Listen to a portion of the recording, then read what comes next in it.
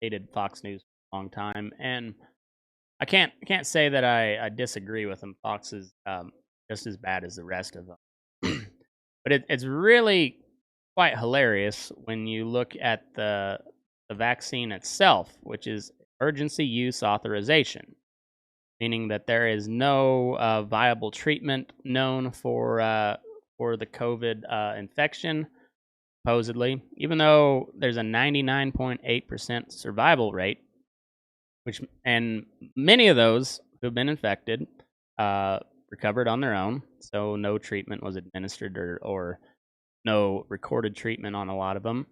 Um, However, some of them were hospitalized, were treated, sometimes with hydroxychloroquine, sometimes with ventilators, sometimes with steroids, sometimes with ivermectin, and they recovered.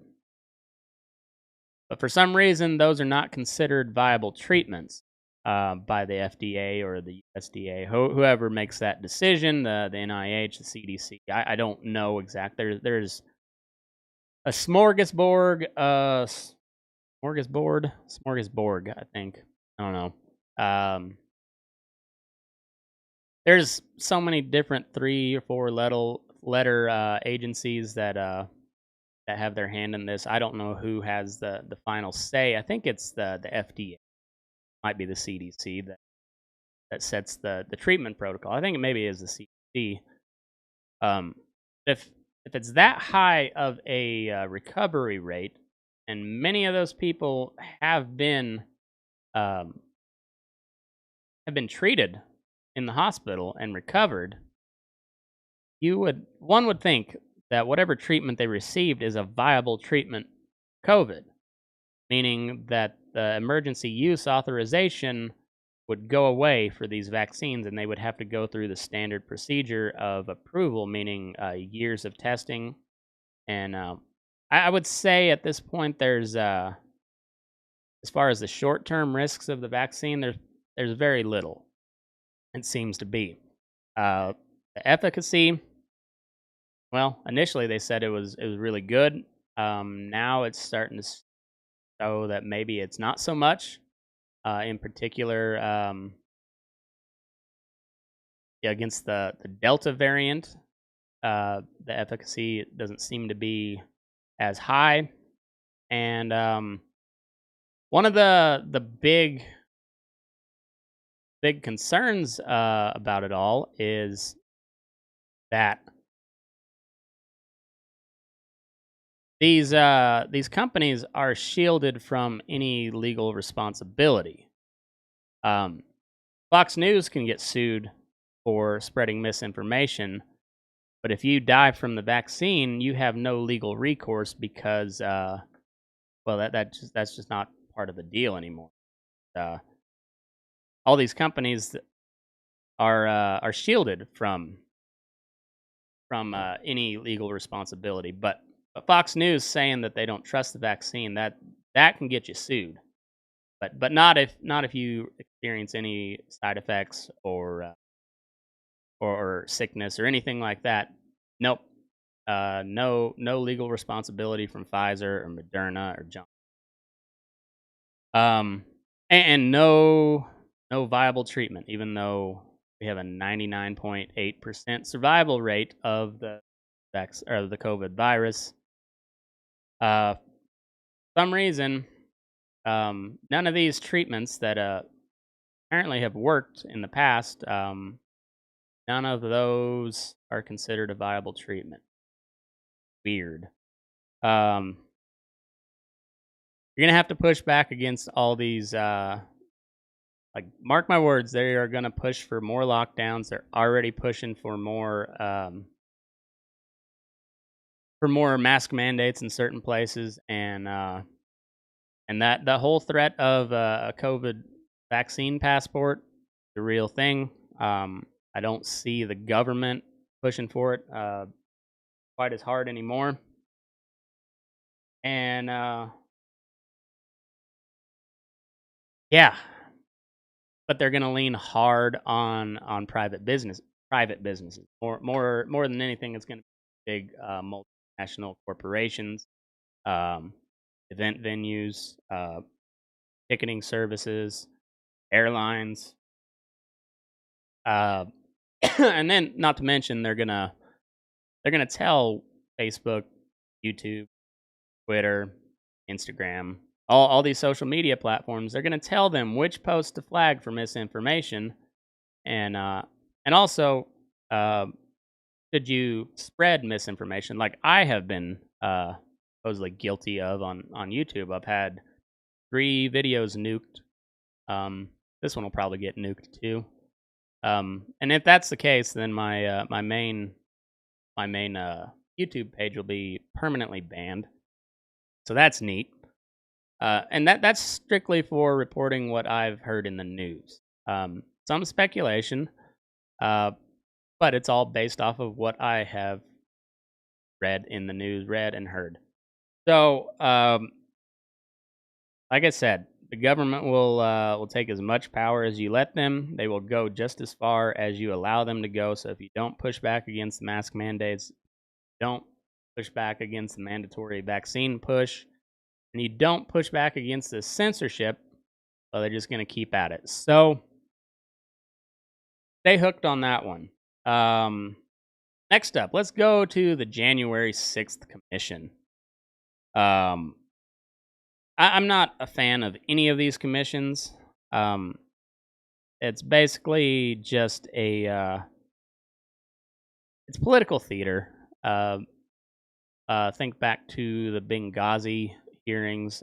Trey Gowdy, he's like a conservative rock star. You know, everybody liked Trey Gowdy because boy, he'd get in front of a committee and he'd make people look foolish. Boy, he'd just grill them, and boy, he's just a tough guy. But nothing ever come of it. This is going to be another case of that. Earlier last week, there was two members of the Republican Party that were slated to be on the January 6th Commission. Jim Jordan from Ohio and some dude from Indiana. They're both big Trump supporters. And old Nance Pelosi, she vetoed them. And Kevin McCarthy, who's the House Minority Leader, threatened to pull all of the Republicans off that commission. I don't know what good that would do. Once again, it's all political theater, but it's a bipartisan political theater now because even though Jim Jordan and the dude from Indiana are not on the panel anymore, we got Liz Cheney and Adam Kinzinger, 2 turds. Liz Cheney, if you remember, the single House member from the state of Wyoming. He represents the entire state of Wyoming for the House of Representatives. Daughter to real life Bond villain Dick Cheney, who once shot a guy in the face while he was quail hunting in Texas and got away with it, and actually got apologized to by the guy he shot in the face, if you remember way back when. Yeah, Dick Cheney. What a guy. But Liz Cheney, his daughter, sole representative in the House of Representatives for the state of Wyoming, was censured by the state GOP party. She was also stripped of all committee or leadership positions within the GOP. Well, she has been a long-time opponent of Donald Trump and the whole MAGA movement. Yeah, her dad's one of the biggest warmongers in the history of the United States, and she's not much different. Allegedly, she has a vagina. That would be about the only difference I can tell. And then Adam Kinzinger, who was I think he was kind of a Trump guy until things got a little testy. Now he's been a very outspoken critic of the Trump administration, the Trump movement, and has really come hard against this January 6th riot, which they keep calling an insurrection. A deadly insurrection, they called. If you remember right, the only Only person that died in that actual riot was Ashley Babbitt, protester who was shot in the neck by Capitol Hill police. So you you can expect a whole bunch of bullshit from this January 6th mission, and you can expect a push for greater domestic surveillance. Oh hell, the Capitol Hill police, who doesn't matter which side of the equation you look on at January 6th, Capitol Hill police has been widely widely criticized as being incompetent, inept, and ineffective during that particular day. But hey, let's give them more money so they can be incompetent, inept, and ineffective, but with a bigger budget. And with that bigger budget, they have opened offices in California and Florida now. San Francisco and I think Tampa is where they opened up their other office. So that would be like Lyon County, Nevada. Um, you know, there being a, a riot at say Lyon County, you know, city hall, not city hall, but like the county offices. They decide to implement a mask mandate. This is all hypothetical, mind you. And I'll throw myself in that. If that comes to be the case, if Lyon County requires a mask mandate, I will be one of the first people at the county offices or wherever protesting against it without a mask. And should that protest get out of hand and somebody storm inside the county buildings, and there's a big to do like there was at the U.S. Capitol building, and somebody gets shot in the face because of that. Well, now we're gonna have a bunch of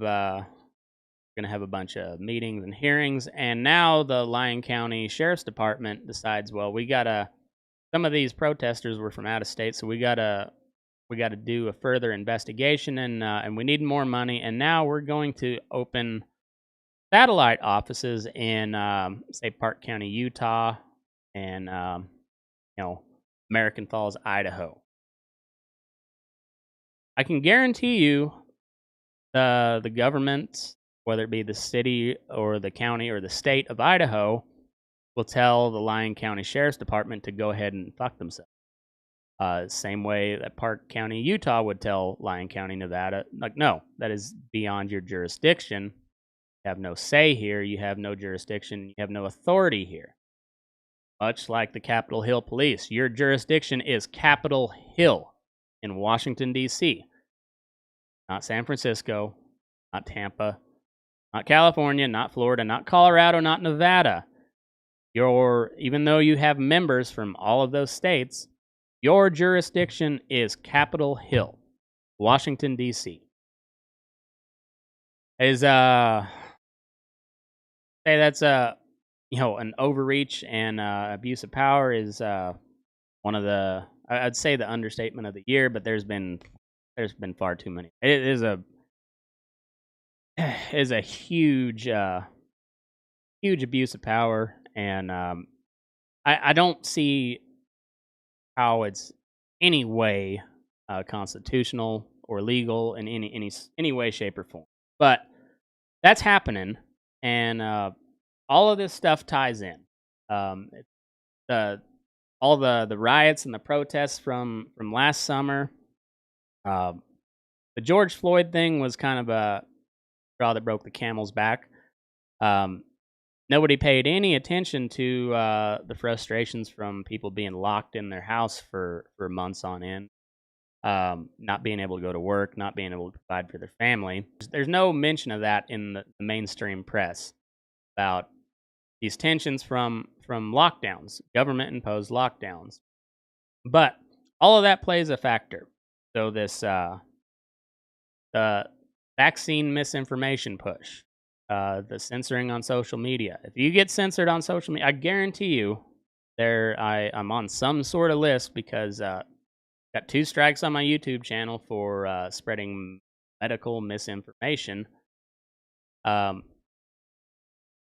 And it's really weird. It's not it's not weird, I guess. When you really think about it, you look at the amount of money that is being made by these big pharmaceutical companies with this vaccine, and they're selling the vaccine to the government.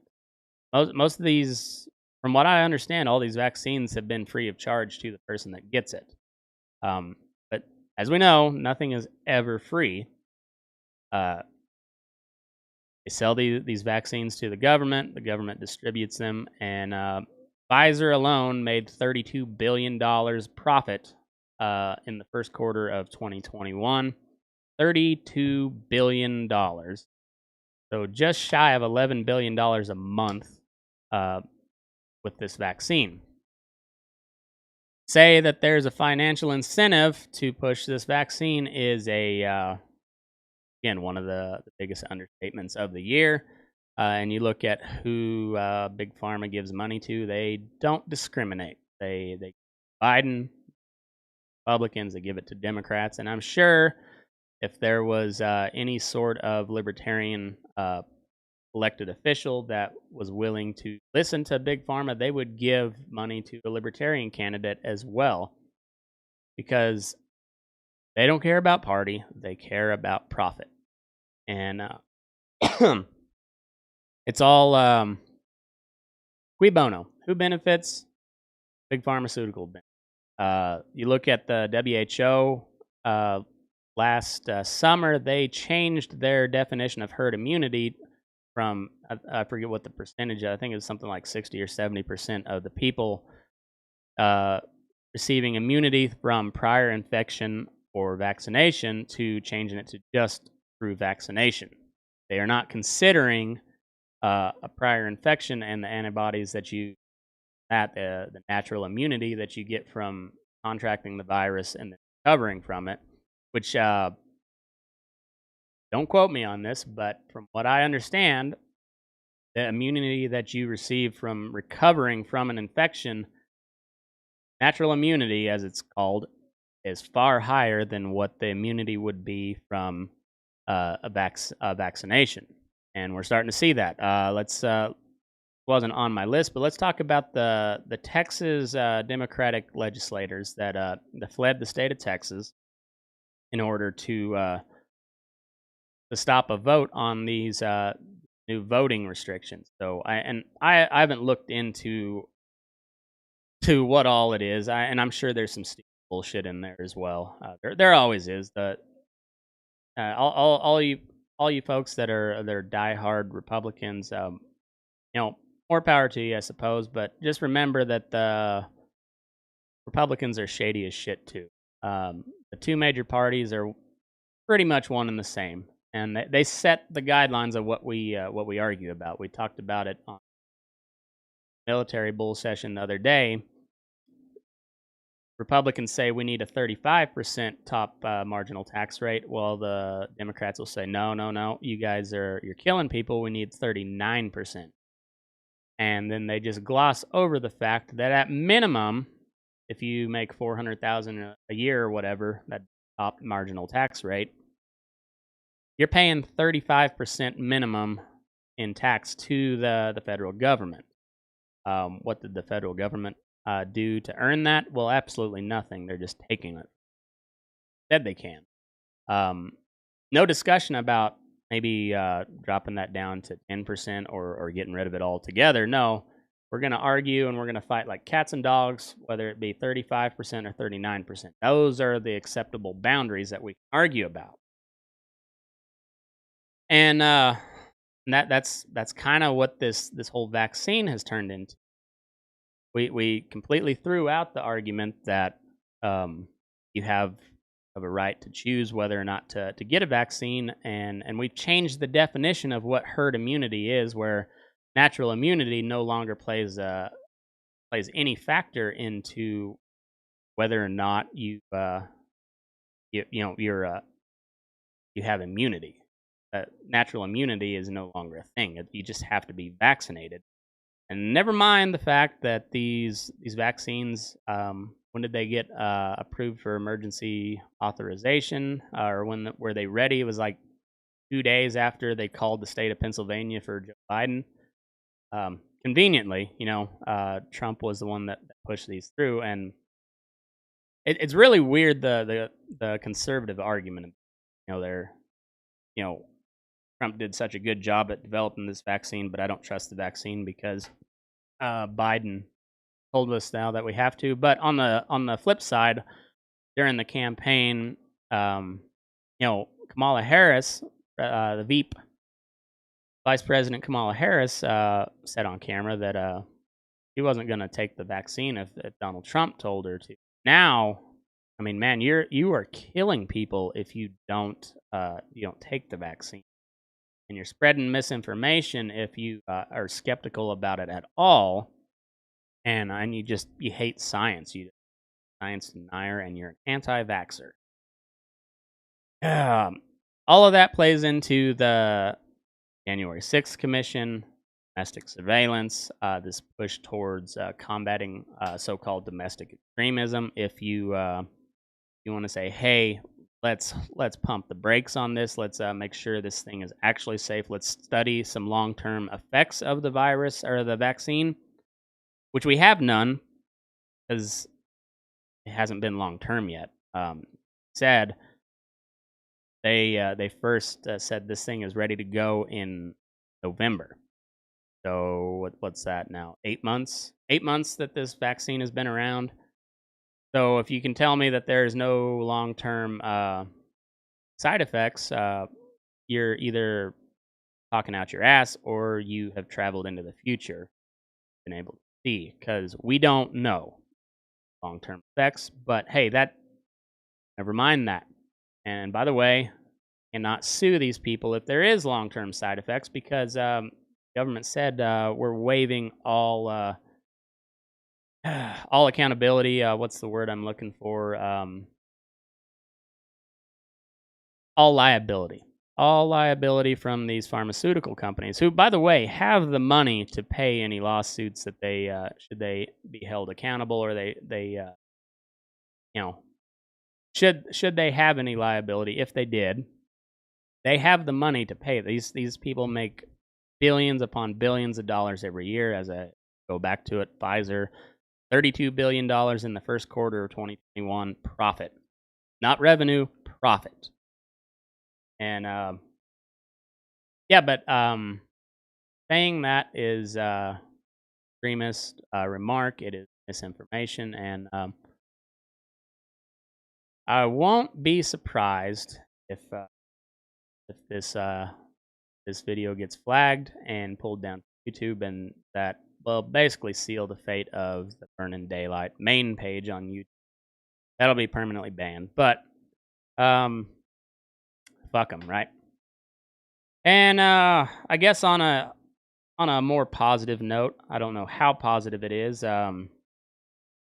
Does not look like Caitlyn Jenner is probably going to win the gubernatorial recall race in California. As you know, Gavin Newsom he hasn't been fully recalled, but the number of signatures to trigger a recall election has been met, and that will be happening. Caitlyn Jenner is on the ballot, and now conservative talk show host Larry Elder is actually on the ballot as well. He applied for filled out his paperwork and was denied due to a law that was passed here recently in the state of California during the Trump administration, all relating back to Trump's tax returns. And basically they said that you have to disclose your tax returns to run for president. That law got struck down by the California Supreme Court. However, they said it did apply for state elections, and they told Larry Elder that he was not eligible because he redacted something or whatever, something to do with his tax returns. He appealed, and the California Supreme Court overturned that, and so now he is on the ballot, which is a good thing. I don't know exactly what his policies are. He's probably not great, but better than Gavin Newsom, and hopefully latest poll shows that he's he's like the front runner is on the Republican side. So we'll see how that goes. I don't know how California is going to vote. I know there's a lot of good folks in California. Uh, they're typically not heard as often, and we'll see how that goes. But Larry Elder being on the ballot is a good thing. And here is one last article before we close out. It's this is from Reason.com, Reason Magazine, and let's go up to the state of Maine and take a look at that. So, Maine voters to decide on constitutional right to food. So, this is a ballot initiative to amend the state constitution, whether or not you have the constitutional right to grow your own food. This one's a little messy, from what I understood, so we'll just go ahead and read this article. Maine voters are set to decide this fall on whether to enshrine a right to food in the state's constitution. The Portland Press-Herald reported this week, asked the state would become the first to guarantee such right. So this article was from the 24th, so Saturday, right? Saturday. The proposed constitutional amendment, sponsored by Senator Craig Hickman, Democrat from Winthrop, an organic farmer, will ask voters if they favor amending the Constitution of Maine to declare that all individuals have a natural, inherent, and unalienable right to grow, raise, harvest, produce, and consume the food of their own choosing for their own nourishment, sustenance, bodily health, and well-being. Hickman's previous efforts to add a right to food amendment to the state constitution Colin fell short. The current proposed amendment is proving controversial. Part of the controversy over a right to food is that people don't agree on the terms. For example, some experts define a right to food as demanding that one's food be adequate, available, and accessible. Others contend that a right to means a right to discounted food. Either of those interpretations amounts largely to a positive right, basically a mandate that someone else provides you with food.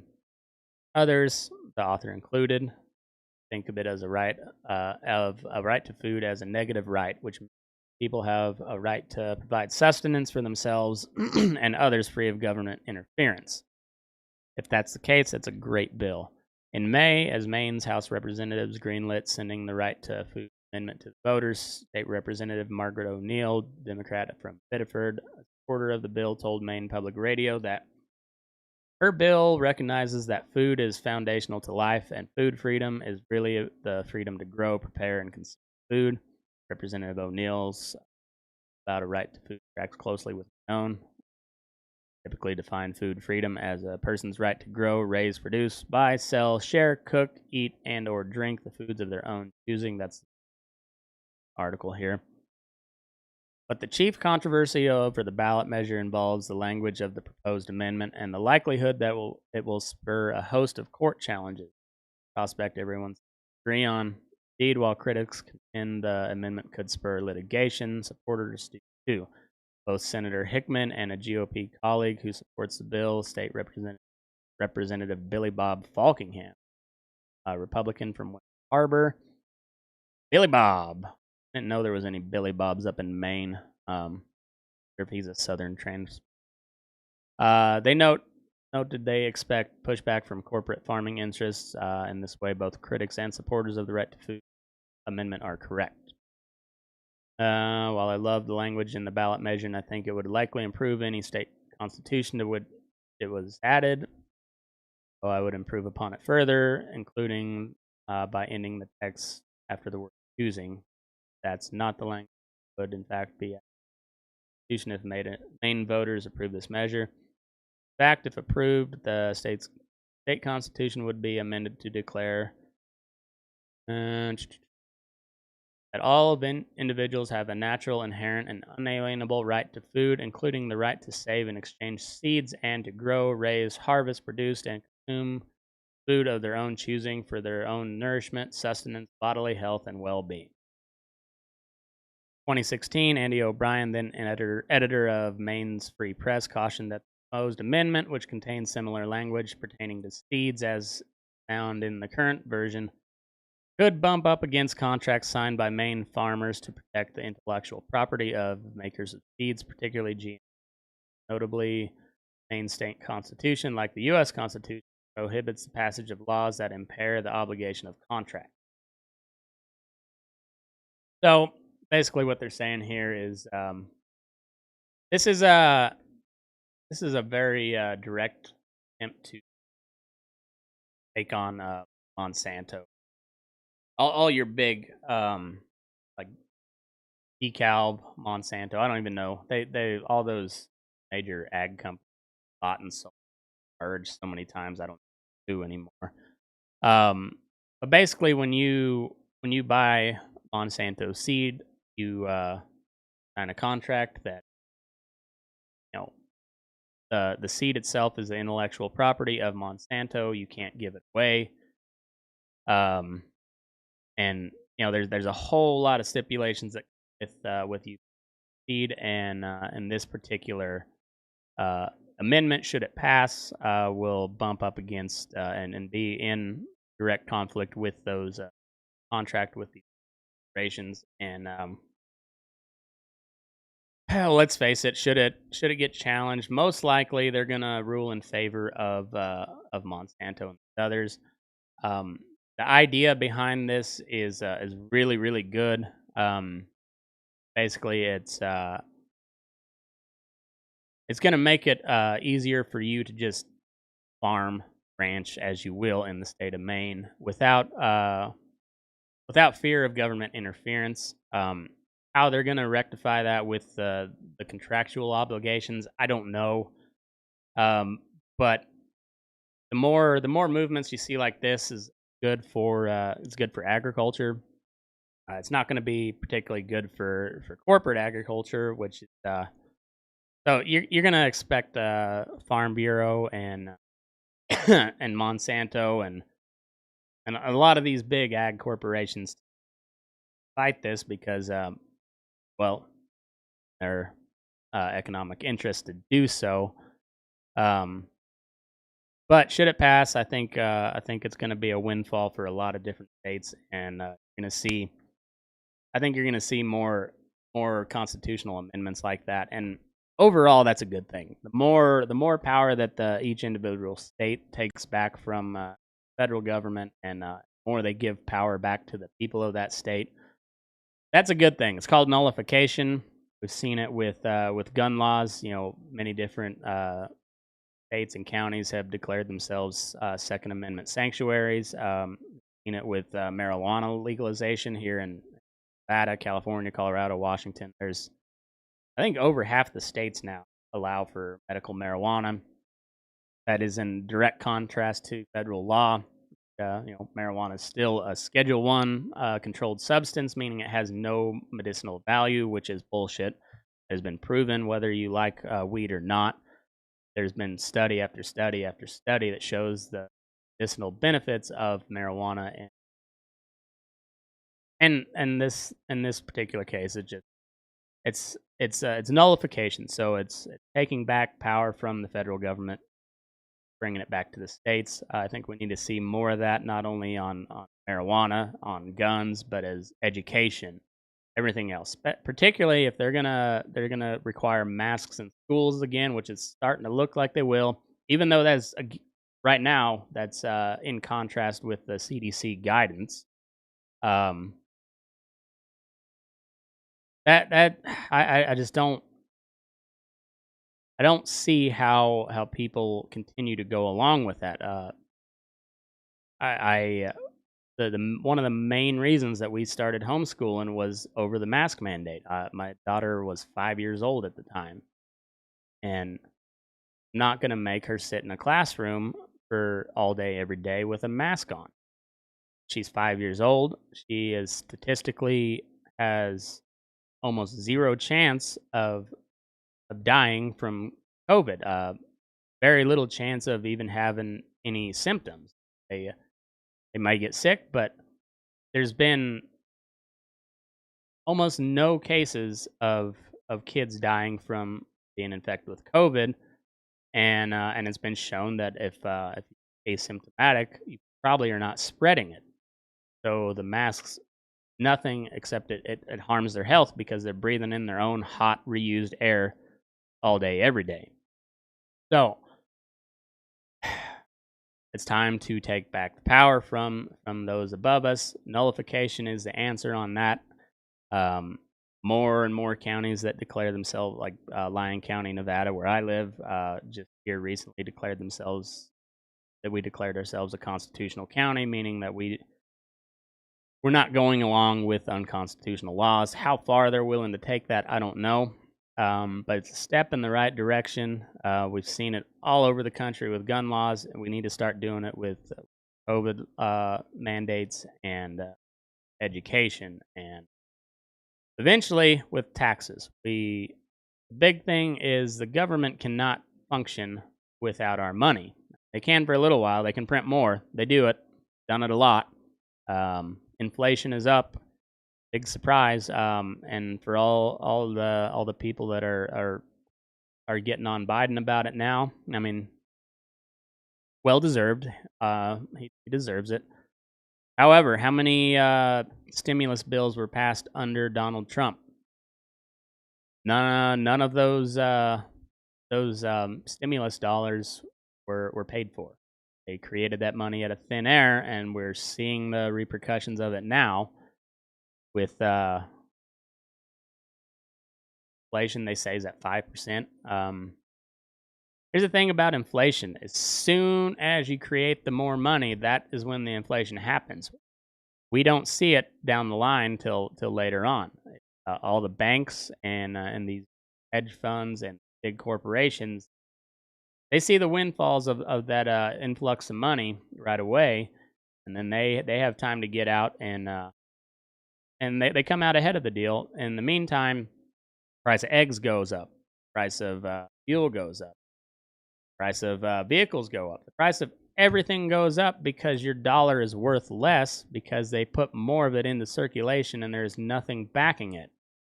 Only thing that holds the U.S. dollar up is every barrel of oil traded on the world market is traded in the dollar, and that's why we're continuously involved in the Middle East.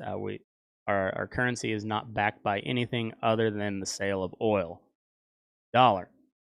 So should OPEC shut us off, which they're probably not going to do because we'll come bomb these countries, Iraq, Iran, Syria, Libya, all these countries that we've been involved in. Yeah, that's the reason why, because it's all about the petrodollar, meaning that every barrel of oil sold throughout the world is bought and sold in the U.S. dollar. And the more U.S. dollars we print out there, the less those U.S. dollars are worth. And eventually, that system cannot last. It will collapse. I don't know when. But the more money you print, this infrastructure bill that they were trying to get passed was something like $2 trillion. That's as of just a couple of years ago, 2019 in particular, the U.S. federal budget was $4 trillion, give or take. $4.5 trillion. They're wanting to spend $2 trillion just on the infrastructure plan. The Republicans are fighting it,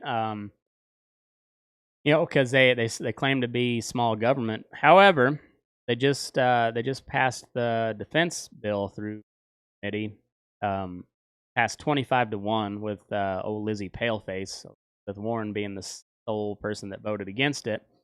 But not only that did they pass that budget through committee, they passed a bigger budget than the Biden administration was asking for. He was requesting $715 billion, and they passed a $740 billion, and almost unanimous. When it goes to the floor of the Senate, it'll probably get past 90 something to 5 or so. I would bet Elizabeth Warren, Rand Paul, Bernie Sanders. I would imagine that they're going to vote against that, but by and large, it's going to pass with overwhelming support, near unanimous. I guess on one final note, good good note. There's been a bill introduced by Mike Lee, Chris Murphy of Connecticut. He's a pretty liberal Democrat, and then Bernie Sanders of Vermont co-sponsored a bill to basically take back the war powers from the executive branch and put it back in the hands of Congress where it belongs. Meaning that should we go to war, it has to be have to have a declaration of war by Congress, and it repeals the the War Powers Act of '73. I don't expect it to go anywhere, but it's once again it's a step in the right direction. Um, putting a putting a kibosh to you know out of control executive branch and taking the power away from the president to just unilaterally declare war on a sovereign nations. We'll see where that goes. I don't have a whole lot of high hopes in it, but it's sounds good. Hopefully, it goes somewhere. Ah, the shit show, folks. It is an absolute shit show out there, but hopefully, this helps you make a little better sense of it all. You're not paying attention, they're gonna run right over the top of you. They've shown it over and over again. They only take what you'll allow them to take. So don't allow them to take your freedoms and fight back against tyrannies. On that note, I hope you learned something. Hope it wasn't all bullshit for you, and keep tuning in. Make sure you go check out all the social media pages and we got some cool giveaways for the Patreon group this month. We got a horn cap and a silver money clip from Tracy Morrison out of Chelsea, Oklahoma. Really good guy, supporter of the show, and does really awesome work. I'll post some pictures of those here later. But if you'd like to be entered in that drawing, go to patreon.com/burningdaylight. Sign up there and you'll be entered. And other than that, we got an interview on Wednesday coming out with Buster Frierson, and we'll have a bull session on Thursday. Got a lot of cool interviews coming up and big things happening. So keep tuning in. I appreciate y'all, and move your ass. Burning Day.